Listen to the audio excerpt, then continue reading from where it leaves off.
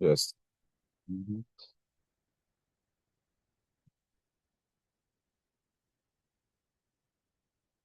All right, we're good. So in this equation, we have the static, kinetic, and elevation heads. Those are the first three. Again, this is the Bernoulli equation in units of distance. Could be meter, feet, inches. In this course, mostly it's going to be in inches or feet because in mostly feet, we'll see why later.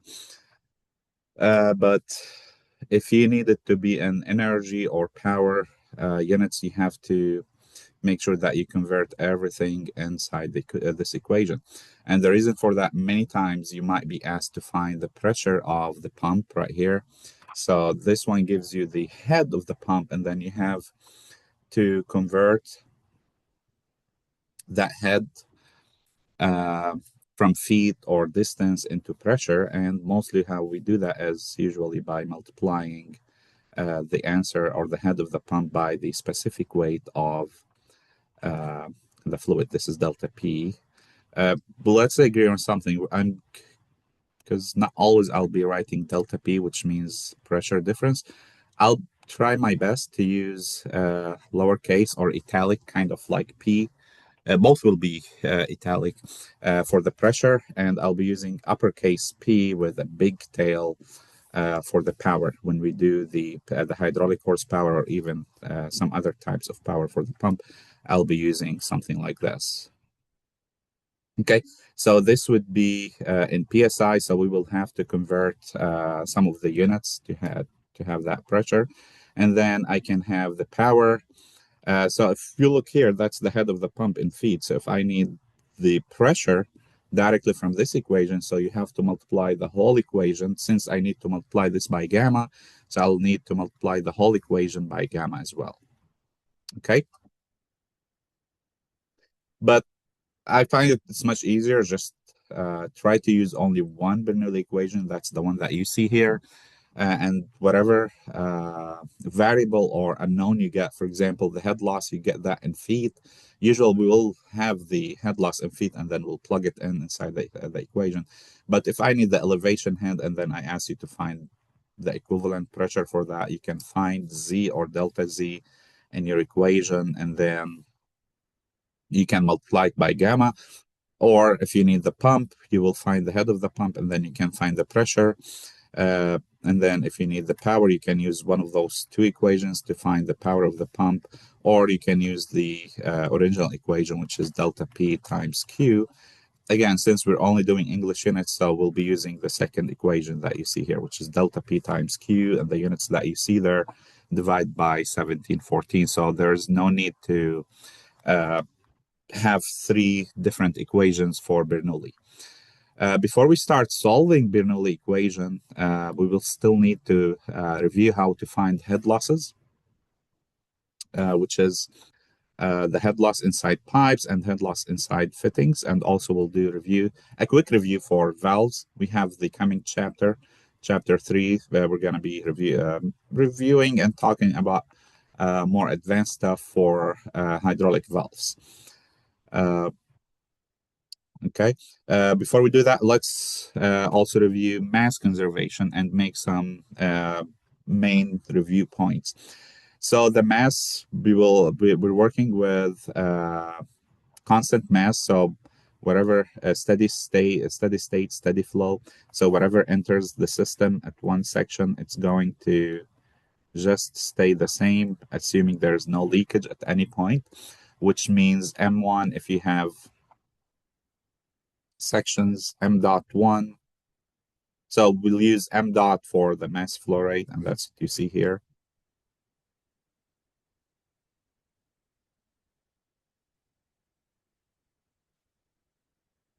Mhm. So m dot 1 is equal to the mass flow rate at section 2 equals to the mass flow rate at section 3, and so on. So it's not going to change. And the definition for the mass flow rate, it's defined as the density times the volumetric flow rate. We'll use Q. In this course, Q was used as the heat transfer rate, or Q dot, and I might still use Q dot to indicate it's a rate per unit time, but we used it for heat and especially heat and power. And then we used V dot for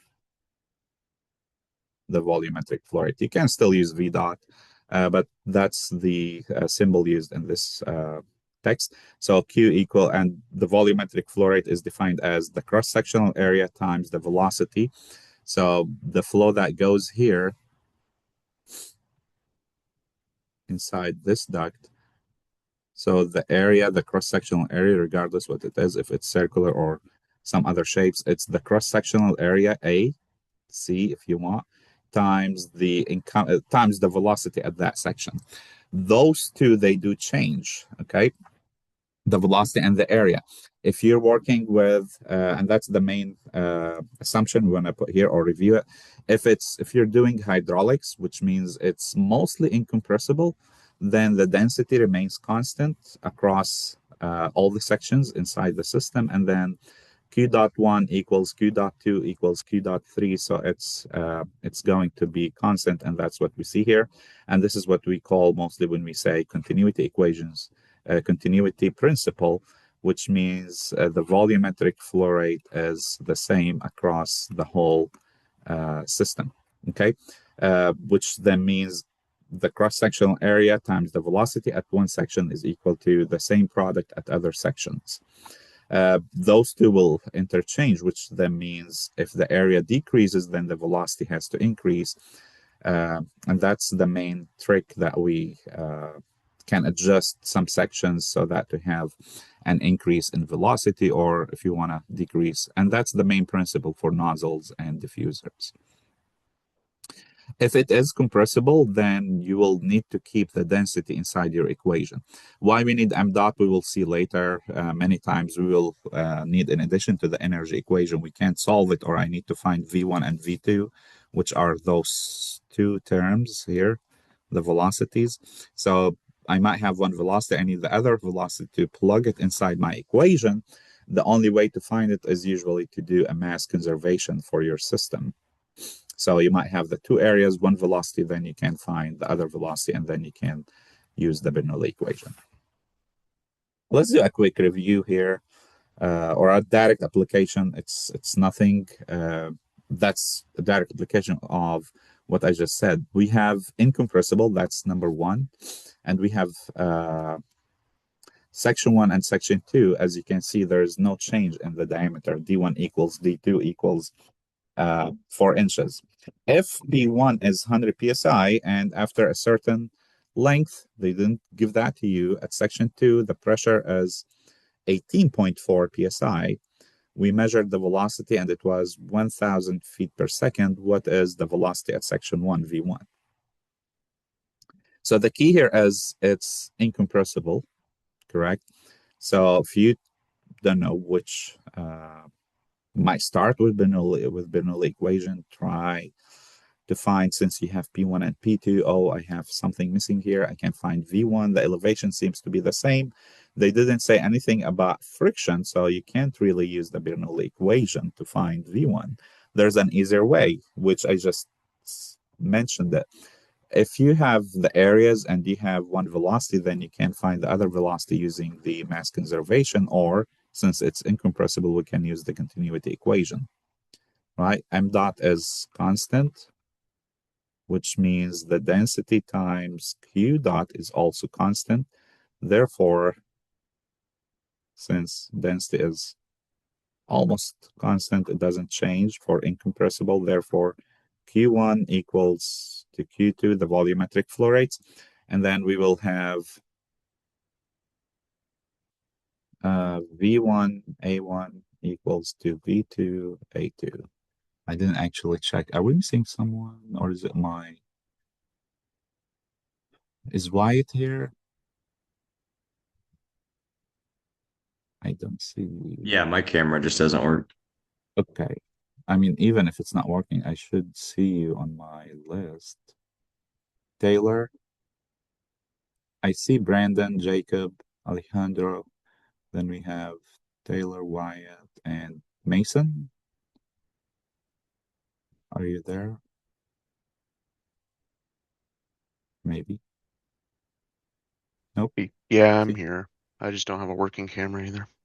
Okay, that's new. Why it doesn't show me that? Okay, I can just check the participants then. I don't see Taylor. One, two, three, four, five. Yes. Do you know if he's having trouble or he's joining in? What's the time? And if you can drop him a text, I don't have his phone number. Just tell him if he's joining us or. All right. So as we can see, so we can take that as a direct rule when the area first when it's incompressible. So for incompressible fluids, when the area is the same, then the velocity is not going to change. There, we can see it here. The area is the same, therefore the velocity is not going to change. So V1 will be equal to V2. Uh, Another thing, if you want to put this, because we work with average velocity, and that's what you see on this schematic here. This is the velocity distribution, something that we also discussed, maybe you still remember it, but I do go over it and when I do the fluid mechanics. So there's a big chapter there about uh, friction and viscosity, especially for pipes. So as you can see, the velocity is equal to zero near the surfaces, and then it goes to max towards the center. So at each section, it's which velocity should I use? Should I use this or this? Or this one or this velocity? I don't know if you see those dots, but a quick answer, we use an average velocity. Also in fluid mechanics, there are equations to how to calculate the average velocity for this, for a specific profile. This is usually like parabolic profile. So we would integrate it from radius equal to zero all the way to the outer radius, which is d over 2. Okay, another quick example. I don't know if you still remember these examples. We did go over them in both my fluid hydraulic, was it applied fluids to theory and heat and power when we did mass conservation. So this one, we have a radiator. It has two systems, one for the air and then the other for the coolant. The coolant goes inside the pipe over there and then, sorry.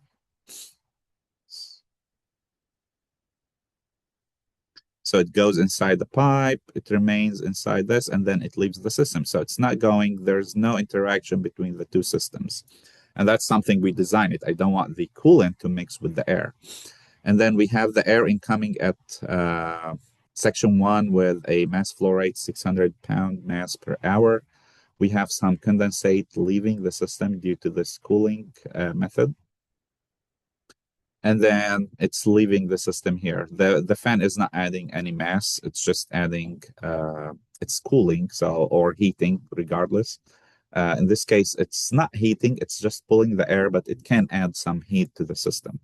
But since I'm only interested in this analysis to review the mass flow rate, we're asking you to find the leaving mass flow rate. This is probably should be example 1 because it's a direct application for the mass flow rate. So m dot equals m dot. In this case, we have more than one mass flow rate. So summation for all the mass flow rates that enters the system should be equal to all the mass flow rates, the mass flow rate that leaves, or rates, since we have more than one, that leave the system. Here we have m dot 1, and I'm only doing for not section 1. I'm doing for the air, so I can include the coolant if I want to. But if we only consider this boundary, which excludes the coolant inside the pipe, then we have m dot 1, that's the only thing that enters the system, equals to m dot 3 plus m dot 2. So therefore, m dot 2 would be 600 minus 3, or 597. That's if only, is it air? They didn't really say. I'm assuming it, I mean, based on what we know. So you can say air. If you want to do the whole system, which is a little more, maybe more analysis. It's not a lot, but m dot 1, that's the one that that's the air that enters the system. And then we have m dot 4 equals to m dot 3, that's this one, it leaves the system. And then m dot 5, it leaves the system, and m dot 2. You can't solve it until you realize that the coolant goes inside the pipe and leaves inside the pipe without any mixing. So m dot 4 equals to m dot 5. Again, we're going to go back to the same equation, and then I can find m dot 2, which would be 600 minus 3.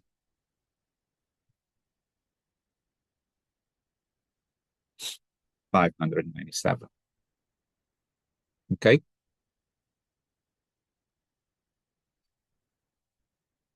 If anyone's still writing, let me know. I can go back.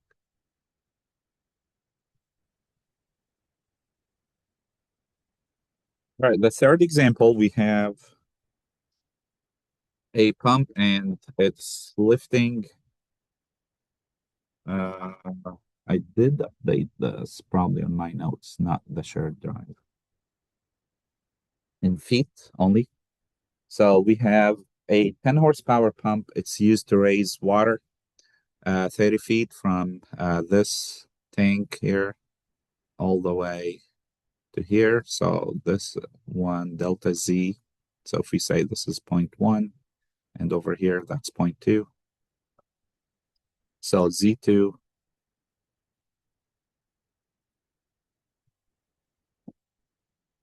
minus Z1. It is important to know, to notice which one minus which, since I'm pumping up, so it has to be Z2 minus Z1, because we're going to see the Bernoulli equation. It does change whether you take Z1 minus Z2 or Z2 minus Z1. Instead of 30, it would be minus 30 feet.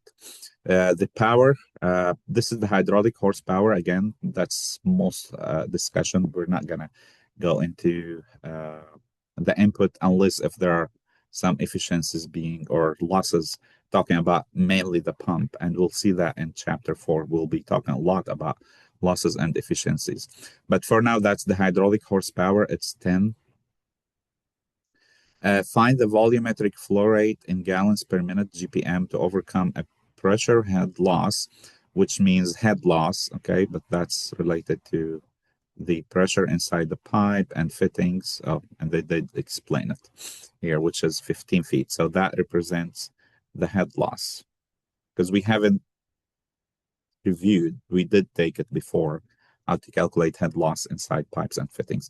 But for now, that's a quick application again for the Bernoulli equation. I need to find Q. I don't have any area here, the pipes. And I don't have, I can find the velocity if I need to using the Bernoulli equation. So how do we do it? So I can't use the continuity equation. That's number one. I can use the equation that you see over there on the right side, which is the hydraulic horsepower, which is 10. That's given. It's delta P for the pump times the volumetric flow rate for the pump divided by 1714. So doing this for the pump would give me the flow rate that the pump, the flow rate that passes through the pump. But recalling that we're doing conservation of mass, so the mass is conserved, it's not going to change inside the system. So it's the flow rate anywhere inside your system. So now the problem turns into how do we find delta P for the pump? And that's the first point I started with. I can find the head of the pump, multiplied by gamma, I'll have delta P for the pump. So now let's find the head of the pump. How do we find that? We have the Bernoulli equation. So P1 over gamma. So again, 0.1, I'm going to take it here, plus Z1 plus the velocity at 0.1 over 2G plus the head of the pump minus the head loss. I'm going to remove that. I mean, I'll just put it now, but I don't have any hydraulic motors inside my system. Equals to the pressure at 0.2 plus Z2 plus V2 squared divided by 2G. All right, as we can see, both tanks, they're open to atmosphere, so it's atmospheric pressure. So therefore, P1 equals P2 equals, I did say I'm gonna write it with a little tail here, equals to the atmospheric pressure. I don't have to use gauge, decide whether to use, especially in these cases when they're both equal to atmospheric pressure. If one is given, the other is atmospheric, then I have just to keep note of that. Is it gauge? Then I use zero gauge for the other one. If it's absolute, then I have to use value for that pressure. Since this is the case, I can drop both from my equation.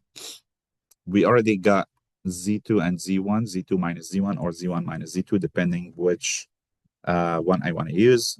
I mean, which side I'm going to keep. I'm looking for this, so most probably I'll take Z1 to the other side. And then what can we say about V1 and V2?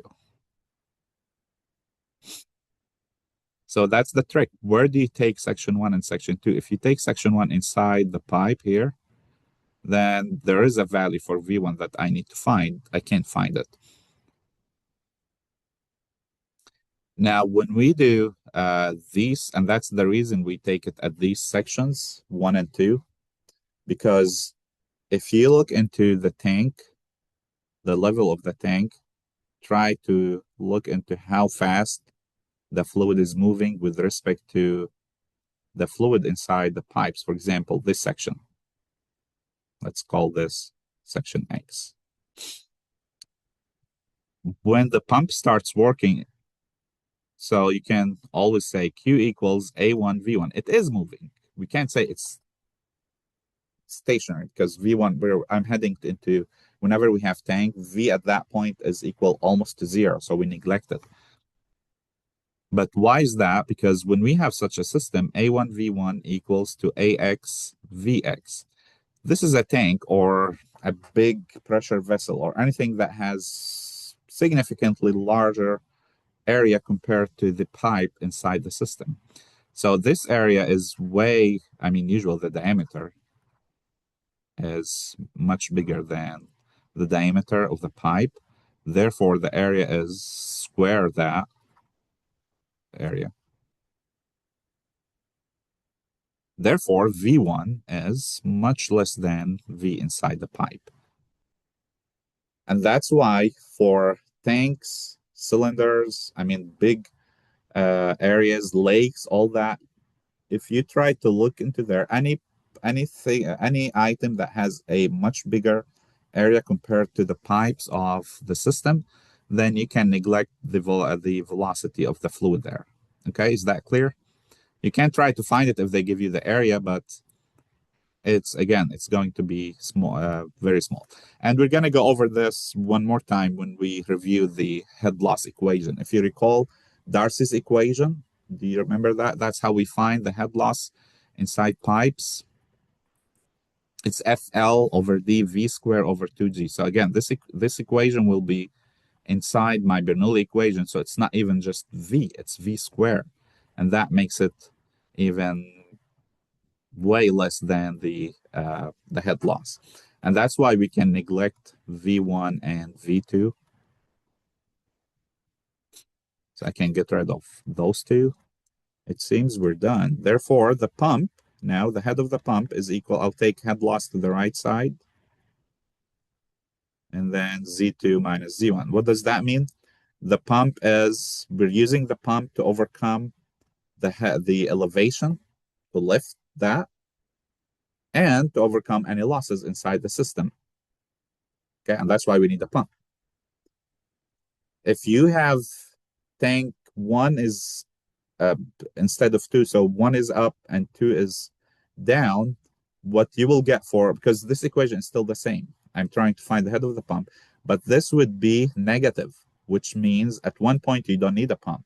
When Z2 minus Z1 or Z1 minus Z2, in that case, if it's the other way, if one is up, when that increase in head or that leverage that you have due to, it's not a head, it's a potential head. So it's potential energy. And that's why we have these towers. It overcomes the losses inside the system. So it might be more, so that's good, or it might be at a break-even point. When you have more head loss than the elevation, that's when you need a pump. So uh, do we do that? Probably not. We do it more in fluid mechanics, or at least I do that. All right, therefore, the head loss is 30. The head loss is 15. The elevation is 30. This would be equal to 45 feet. So I can now find the pressure, delta P, for the pump. It's gamma HP. Gamma is 62.4 pound per cubic feet, and then 45.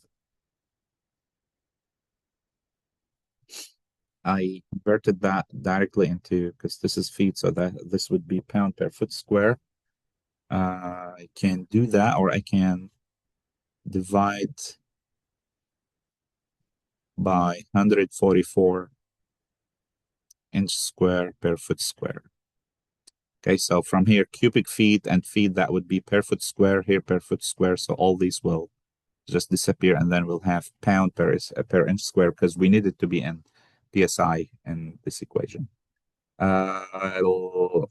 The answer that I got is 19.5 psi. Therefore, Q and GPM, if we look into that equation, rearrange it, 1714 times 10 horsepower, 1714 times 10 horsepower divided by the PSI divided by 19.5 PSI. And that will be 878.98 gallons per minute.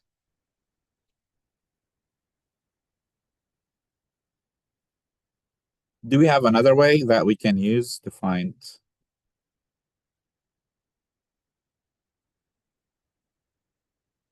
Q? Yes. If we look here, where did that go? I can use this equation. This one is actually a straightforward. I don't have to convert the head of the pump. I prefer this one because I don't have to dig through what's gamma for the fluid. Well, I do need that. I need the specific gravity somehow. But I don't have to convert my head. As you can see, the head of the pump that we calculated. I can plug it, and then I can find Q directly. Let's try it. But I need someone to calculate that. So the head of the pump in feet, it's 3950 times 10, the hydraulic horsepower, divided by Q. Sorry, I'm all the way down, but I don't need to use another. And the S, probably I should write it first for you. So I'm doing here the head of the pump in feet. It is important to note the units, 3950 times the hydraulic horsepower for the pump in HP, divided by Q in GPM, times the specific gravity. What's the specific gravity? We're doing water here, so it's 1. So go ahead and do Q. What's Q equal to? This one is 45 feet, so we're good. Q, you should get a very close answer to this.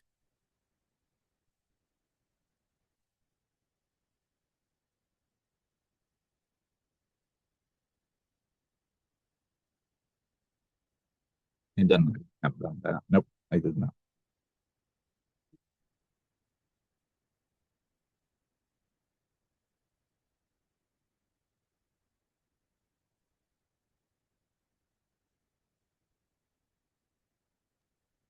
It's 877.777.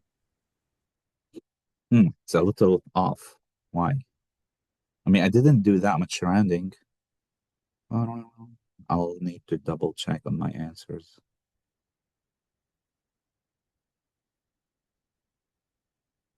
I remember I did it in some other courses. All right, I'll check on that. But basic 62.4. All right, everything looks good. I mean, I didn't round a lot because the velocities are almost there.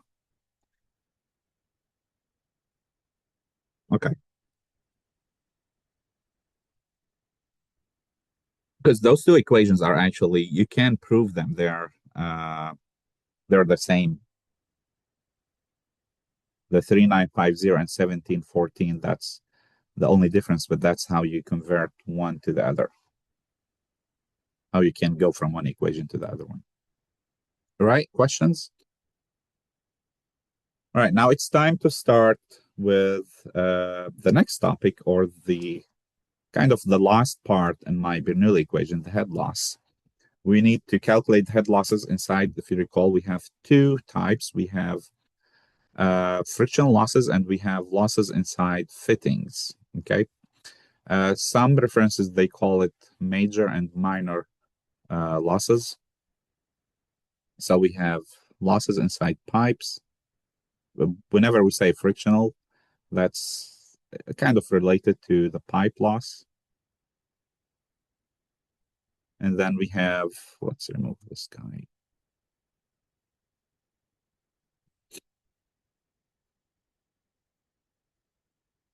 We have loss and fittings. To recall what fittings, what we mean by that, it's elbows, valves, contractions, etc. So if you have a decrease or a change in diameter, it creates some losses and so on. For the pipe loss, we will use what we call the Darcy's equation. So again, head loss, that's for friction. So I'm going to use F, because ultimately at the end, I'm looking for head loss for the whole system. It's going to be the head loss from friction plus the head loss and valves, okay, or fittings.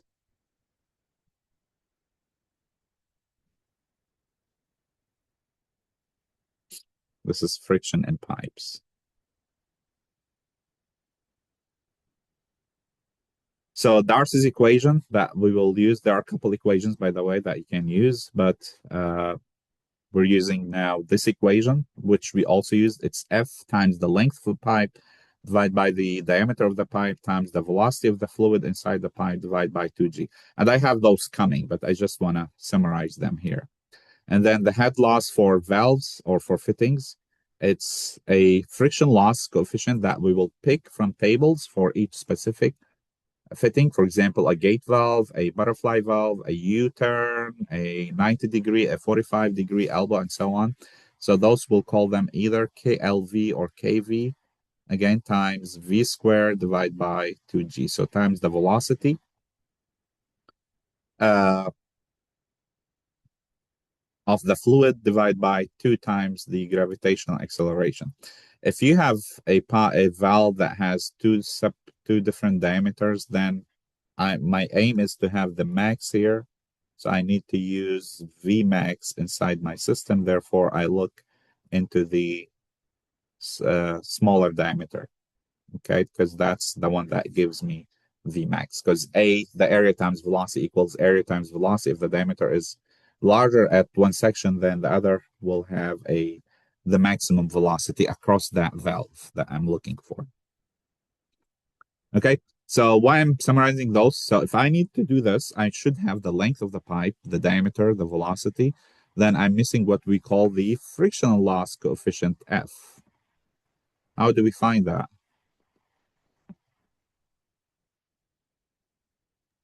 Depends on the Before material of the pipe. Should be on a table, I think, right? not a table, it's that big diagram, the friction loss coefficient chart, which is called the Moody's chart. Okay, so yes, one of them is the roughness of the pipe. We have some other things, and the major one is the state of the fluid, or what we call, is it laminar or turbulent? So now we need to review how do we find if it's, or first, what's laminar and turbulent? If the velocity is too low, so then the layers of the fluid inside the pipe, they mostly remain smooth and they don't mix. And the higher the velocity, the more chaos, if you want, the fluid becomes, and the velocity starts jumping. And this would be more, what you call, like the Reynolds number for that number will be much higher than what we call the laminar. So we have two main sections. We do have a middle one, which is the transition, which is the transition to go from laminar to turbulent. The Reynolds number is a method to decide whether it's the state of the fluid, to find the state of the fluid, if it's laminar, turbulent, or what we call the transition. And it measures the inertia or the inertial forces with respect to the viscous forces. Remember, when we defined viscosity, we said the viscosity is the resistance against flow. So the more viscous the fluid is, there's more resistance for the fluid. If the fluid is trying to move and it's viscous, there's some resistance. So the higher the viscosity, then the lower the Reynolds number. And then the lower the inertial forces, so because it's struggling to push the fluid through the pipe, also the lower the Reynolds number would be. And that's something we see here. So if you increase the inertial forces, which is mostly, we'll see it in terms of velocity. If the velocity increases, then the Reynolds number increases, and then that's where we will be in the turbulent. But what's the limit to decide yes, I have a velocity, how high it is to say it's high? What number should that be? So that's where they started doing some experimental testing to see when they inserted some dye into, I don't know, I don't have it here. But we insert some dye, and then we have a valve at one point down here. You start opening that so that you increase the flow. The diameter is the same. So basically, we're increasing the velocity. And then we watch how that dye, which represents the velocity, how does it behave? So as you can see, the higher the velocity, it starts disturbing the flow until it becomes very chaos. So what number is that?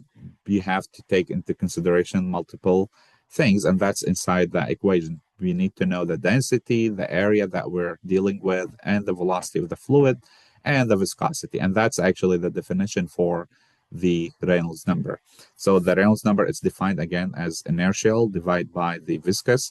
You have two forms. It's the velocity times diameter times the density divided by mu, which is the absolute or dynamic viscosity.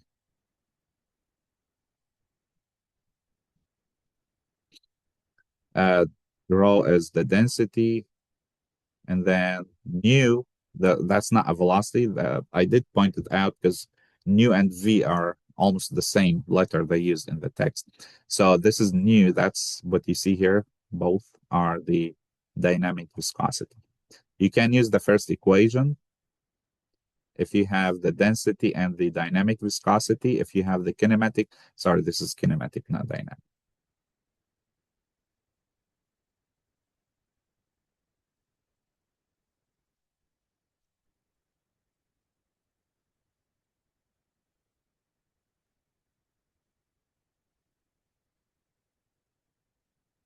So that's how we find the Reynolds number.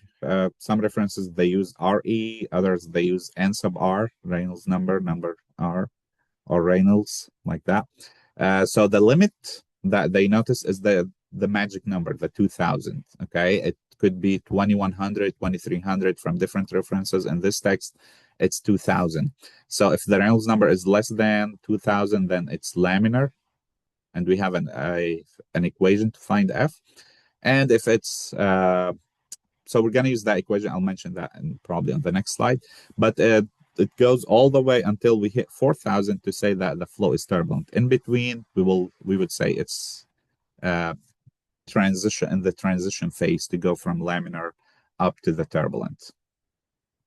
Okay, but if you want to use absolute value units for all the terms that you see there, you can, or you can use the ready-to-go equations that you have. I mentioned those for you, and that's the equation that we will use, which we also use the same exact one in MET 230 fluid power. The Reynolds number, this is ready to go, but you have to watch the units. It is mixed, so it might be a little confusing. So the Reynolds number is 7740. I'm going to skip this. This is the unit conversion constant that you see there. This is the velocity, the thing that I mentioned. Those are velocities, that letter V. So if you want to update it in your notes on the textbook, this is V, not nu. They look the same for me, these two. They're not. The top one is the velocity, and the lower one is the kinematic viscosity. Okay, and the velocity is in feet per second. The diameter is in inches. So you see, that's one confusing thing that you would notice. And mu or nu, which one you'll be using depending on what they give you. If you have the dynamic viscosity, the absolute viscosity, then you will need the specific gravity Sg, and mu has to be in cantipose. Okay, Cp. If you use the kinematic viscosity, then it has to be in centistoke. Okay. So we will find it based on the value. We can tell if it's laminar or turbulent. Let's do a quick check here. We have a hydraulic pump that delivers 1.5 gallons per minute through a 1/2-inch diameter pipe.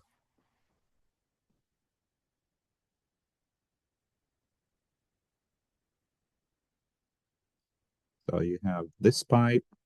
It has a diameter equal to 1/2 inch. The flow rate, its Q dot equals to 1.5 gallons per minute. And it has a absolute or dynamic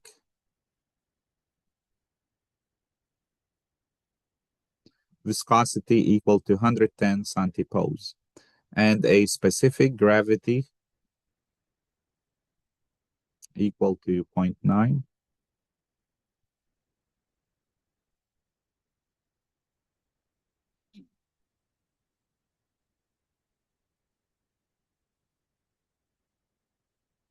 Do we have laminar or turbulent? So if we look into this equation, I'll be using the top one. It's 7740 V. I do have the diameter in inches, specific gravity, we have it. We have mu, so we're missing V. How do we find V? We will use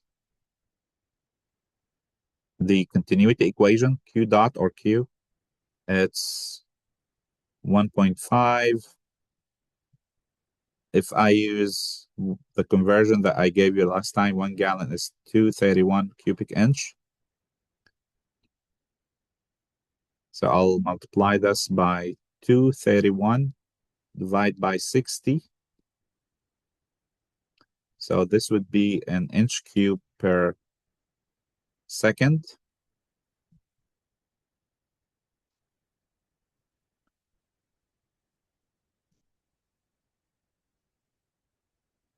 And if I need it to be in what? In feet per second, so I'll need this to be in cubic feet per second. So I'll divide this by, let's just put it like this. No, it won't. So from inch cubed to foot cubed, I'll need to divide by 12 cubed. Go ahead and do this one. What does it give you? It should be the 0.00223.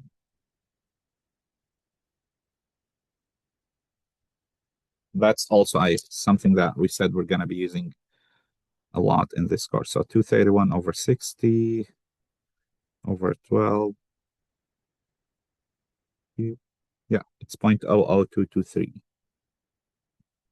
So 1 gallons per minute, if you want to write it down somewhere, it's 0.002228 or 3 cubic feet per minute. Per second, sorry, not a minute. Do you get that? Anyone?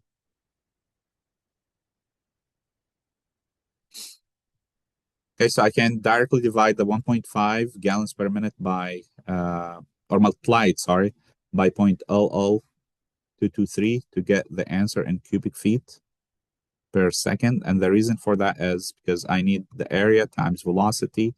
If the area is in foot square, then I can get the velocity in feet per second. Let's watch the time.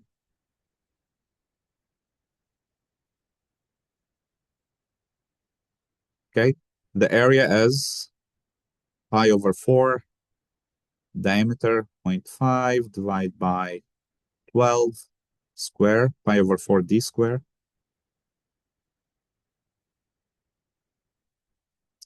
So I'll plug it here, and then I can find the velocity. I got 2.45, not 5.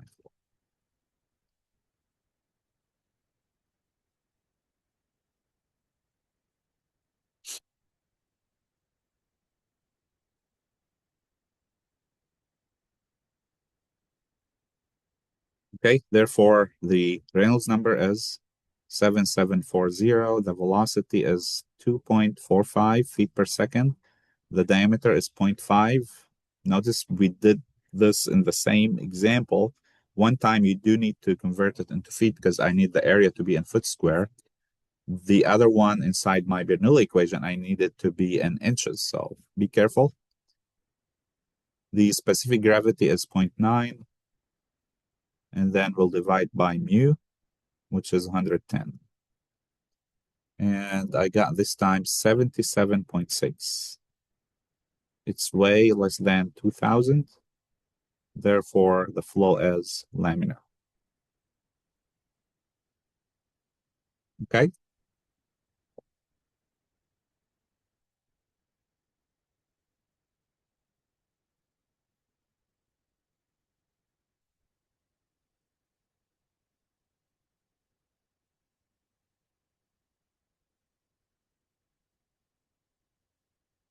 So now we determined laminar, or it might be turbulent. So how do we find F, the friction loss coefficient? If it's laminar, we will use, there's a single equation that we can use. It's simply 64 divided by n sub r. That's the only way you can find it in this text. They didn't provide the big Moody chart. Just hold it for a second if you don't know this, if you don't recall this chart. But this chart gives you the friction loss coefficient on the left side, and they don't have it in the text. So that's just for illustration purposes in this presentation. But that's what you see here. It's this straight line. So if it's laminar, we'll just use 64 divided by that number that you will calculate. We will also use it if it's transitional. So if the Reynolds number is still less than 4,000, I would still use that equation. Okay. If it's turbulent, we did in 230 in applied fluid power, we used this chart to find the friction loss for different roughnesses. So what we see here is the roughness divided by the diameter, so the roughness of the pipe. And over here we have the Reynolds number, and here we have these curves, which actually represent the roughness. So the intersection between here and the roughness curve, we will go to the left and read my friction loss coefficient. We will not do this in this course. We're mostly doing hydraulic applications, which has a Reynolds number. It's usually less than 1,000. So there is a new equation, which is the Blassy's equation. And it is, which equation? I think 2.41. That's what you see here. So if you have turbulence, so the Reynolds number is above 4,000. But you have to another condition. It has to be for smooth curves only. and the Reynolds has to be less than 100,000. Then you can use this equation to calculate F. So you don't have to go to the chart. You don't have to find the chart because we don't have this chart in the textbook. What you have is this chart. It's still almost the same, but as you can see, there's Reynolds number here. There's friction factor or friction loss coefficient on the Y, but I only have one curve, which means whatever the Reynolds number is, we're going to go up, hit this curve, and then read F. Why? Because this represents the smooth curve. What's the smooth curve here? If you recall, or if you still have your textbooks in fluid power, this is the curve for smooth material or smooth pipes. So if the Reynolds number is less than 100,000, then I'm going to use this equation and find F. If it's above that, then I'll go to this chart, which I don't have the figure number, but you should have it on this page, page 41. And whatever the Reynolds, because as you can see, this is 1 million and so on. So it does cover this range. If it's above the 100,000, then I'm going to use this chart to find my friction loss coefficient F. Okay? I find F, then I can use Darcy's equation and find the head loss inside pipes. Again, let's do a quick example. It may not be quick, but that's a direct application for losses inside pipes, and then hopefully we'll be able to finish losses inside valves using the tables or fittings, not valves only. Find the head loss in 1,000 feet of a 0.75 inch diameter pipe. So we have a pipe. I don't know if the diameter, yeah, it's not going to change. We have the conversion here, by the way. So the diameter is 3/4 of an inch. The length is 1,000 feet.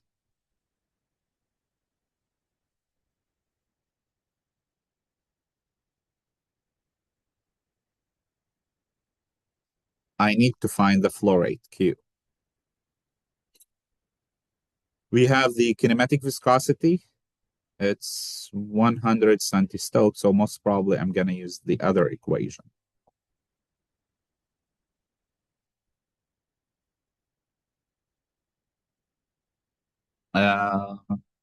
One.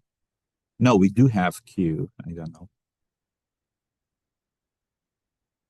I'm like, what's the 0.5 then?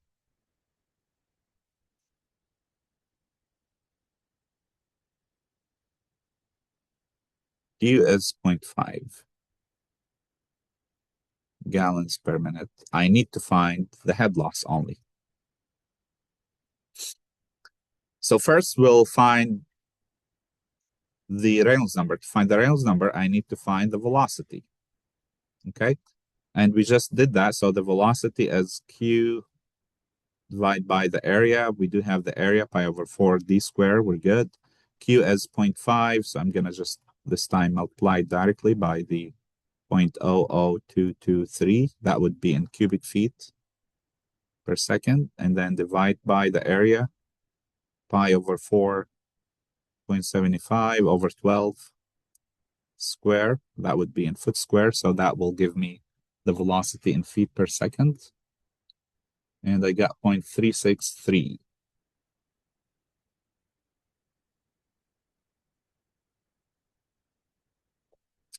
The Reynolds number is 7740 V times D divided by, I don't have specific gravity because I have the kinematic viscosity given. So 7740, the velocity, the diameter, and then 100 here.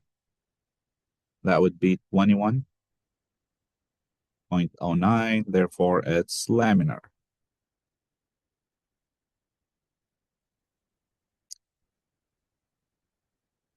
So F, the friction loss coefficient, is 64 divided by N sub R. And the head loss, It's just a pipe, so it didn't say it has any elbows yet or valves. So that's the head loss. If we have, then I have to find the head loss inside the valves and elbows, and then I can find the total head loss. Due to friction, I'll just put it so that we can get used to it. Due to friction, it's F L over D V squared divided by 2G. So it's 64 divided by 21.09. The length is 1,000 feet divided by 0.75 inch. I can either multiply this, the length, by 12, so it would be in inches, or divide this by 12. It would be in feet. It's the same. If you divide this by 12, then take it up, it's the same. Inch. So this would be also in feet since I divide that. So they would cancel. And then the velocity is 0.363 divided by, this would be feet per second, square, divided by 32.17 or 0.2 times 2. Where's my 2?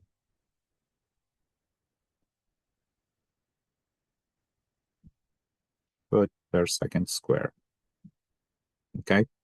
Second square with second square, foot with foot square. So I have only this one left, which is the head loss inside the pipe, and you should get 99.54 feet.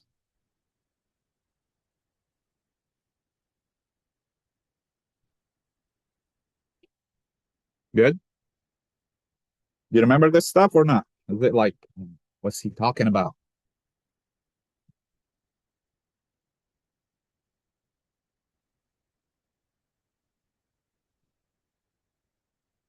All right, let's go valves. It's easier, hopefully. Again, all this chapter, it's a review. So they're assuming that you know this stuff. That's why they have all this material in this chapter 2. So the second part, as we said, it includes losses inside, valves, elbows, entrance, transition, and so on. We won't go through how we calculate all that. It's experimental. Remind me maybe next time I can show you if you didn't.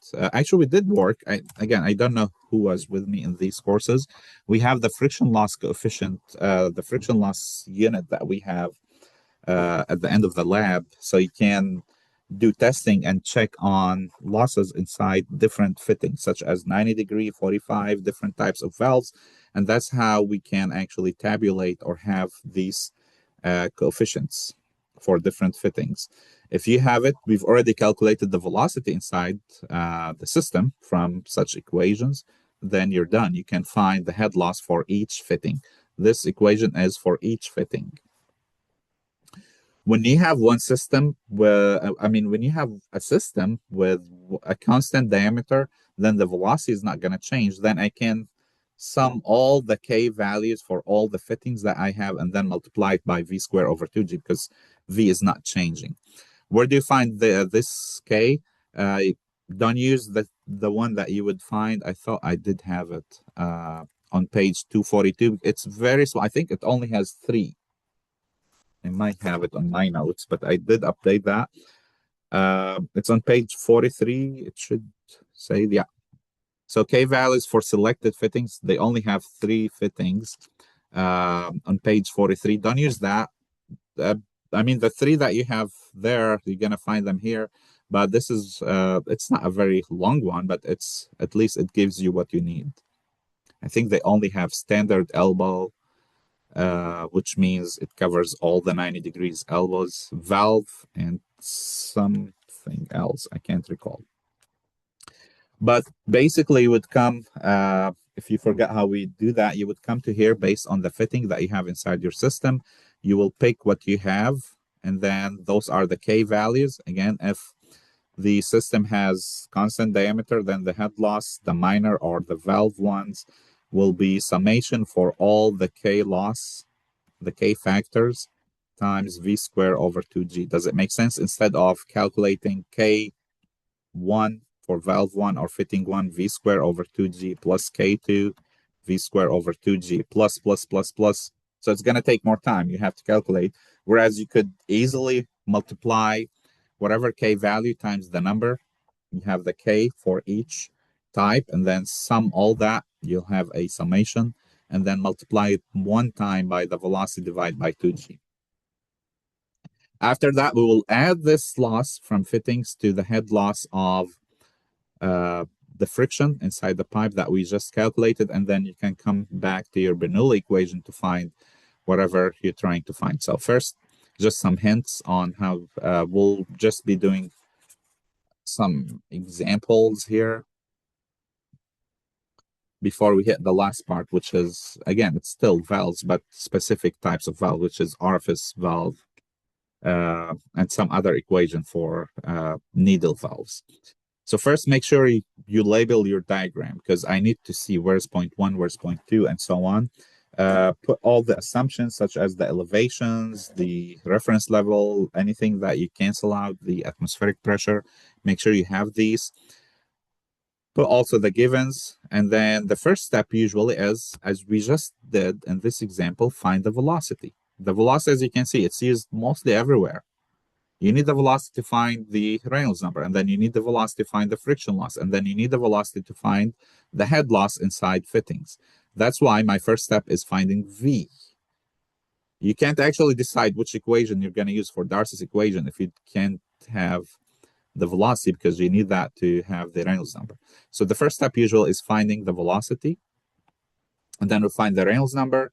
If it's laminar, we'll use 64 divided by the Reynolds number. If it's turbulent and less than so if we're meeting those two conditions, I'm going to use the equation if it's smooth and less than 100,000. If it's above that, then I'm going to use the chart that we have.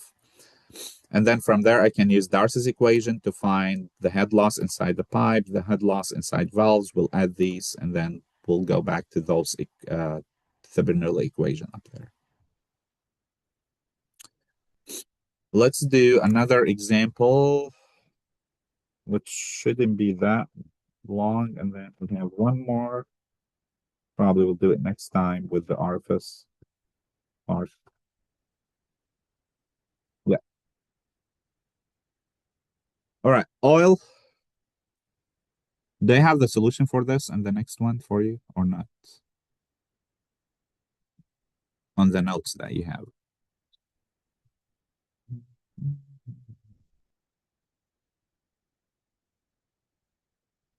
I'll check.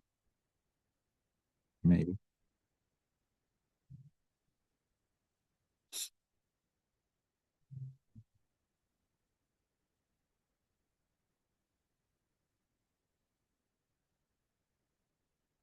Okay.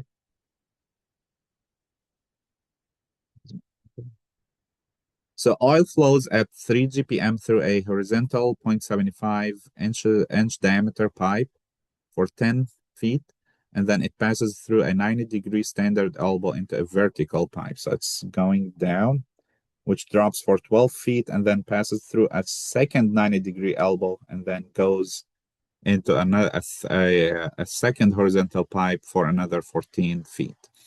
Oil flowing through the pipe. So that's how it looks. Oil flowing through the pipe has a specific weight. That's the specific weight, gamma. Let's put it down. It's 54 pound per cubic feet. Okay, that's my gamma. And we have a kinematic viscosity nu at 75 centistoke. Okay, we have all the givens here, except the diameter.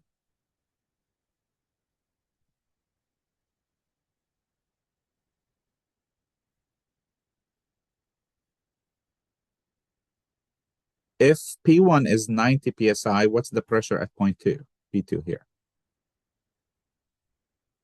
I can put the Bernoulli equation to see. So P1 over gamma, again, we have that, plus V1 square over 2G plus Z1 plus head of the pump minus head loss minus any hydraulic motor equal to P2 over gamma plus Z2 plus V2 squared divided by 2G. All right, what assumptions can we use? First, I'm not sure. I mean, don't assume P2 is atmospheric because it seems it's outside. No, that's just the section. It seems the pipe continues. But they didn't mention anything about the diameter being changed. So therefore, we can say V1 equals V2, correct? Because D is constant. So I can cancel these two. And then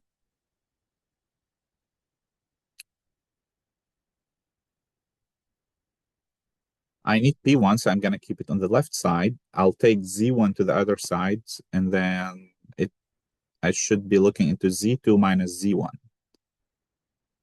This time Z2 is down, Z1 is up. So that would be negative minus 12 feet. Okay, that's the vertical.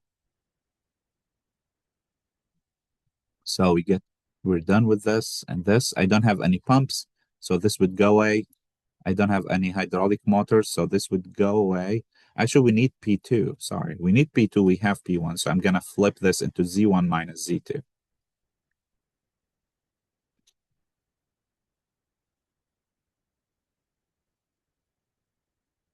So Z1 minus Z2, and that's 12 feet. I'll be looking into this. So I need to find the head loss. So although we didn't need V1 and V2, but the first step is to find the velocity because I needed to find the head loss. So before we do that, I need to find the state. To find the head loss, I need to know the state and then decide which equation I'm going to be using to find the friction loss coefficient. And then we'll also do the fittings here, which are 290-degree elbows. So let's find V. It should be a quick one, which is equal to both V1 and V2. And that's equal to Q divided by the area. Q is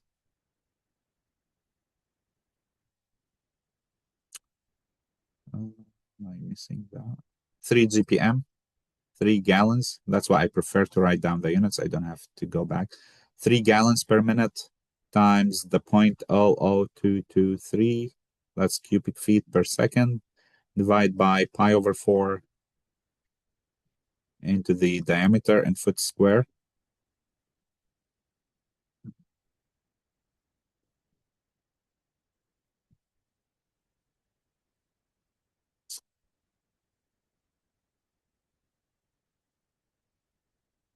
(2.18 feet per second). Next, we'll calculate the Reynolds number, 7740. The velocity, 2.18 feet per second. That's good. The diameter in inches, 0.75. I have the kinematic viscosity, so I'll be using the second equation out of the two equations for the Reynolds number. So I'll divide that. I can't write down here. I probably can, but it's not going to let me. 75 centistoke. And that will give me a value of 168.6. Therefore, it's less than 2000, so it's laminar. Okay. We need one that's turbulent, probably next time, okay.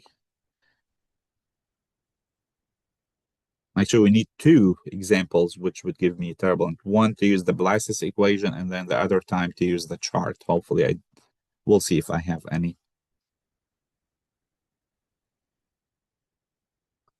Okay, since it's laminar, so F is 64 divided by the Reynolds number, 64 by 168.6. That's equal to 0.379. Okay. The next step, I can find the head loss, the frictional head loss using Darcy's equation. FL over D v squared divided by 2g. So F is 0.379. The length is 10 plus 12 plus 14, so that's 36 feet times 12 to be in inches, divide by 0.75 inch.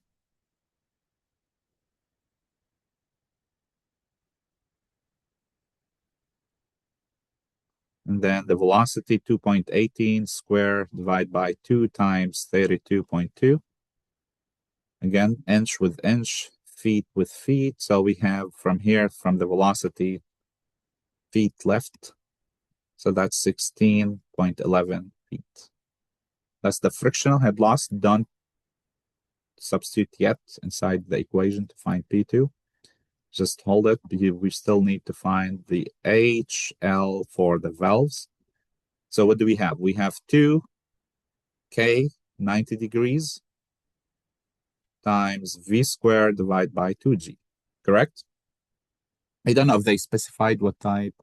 Oh, they did say 90 degrees standard elbow, because sometimes it might be standard, sometimes they, I should have that over there, standard 90-degree elbow and standard elbow. Okay, so if they didn't say I don't know. Try to reason which one you're using if it's not specific. But this one, it does say standard elbow, so we're going to use the 0.9 for the K. We have two of those since it's one time here and the other time here. So 2 90-degree elbows. So 2 times 0.9, that's the K. What's my velocity? Again, 2.18 square over 2 times 32.2. And I got this time 0.133.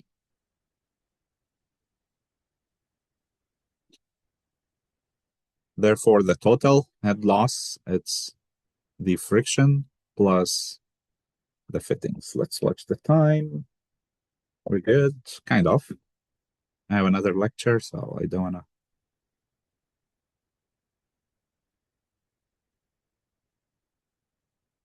This would be 16.243 feet. And I can find then P2. All right, let's see here. Let's rearrange this equation. You can look into your notes, but P2 over gamma will be P1 over gamma plus Z1 minus Z2 minus the head loss. I believe that's all what we have, because the velocities are gone. Yeah, Z1 minus Z2 minus the head loss.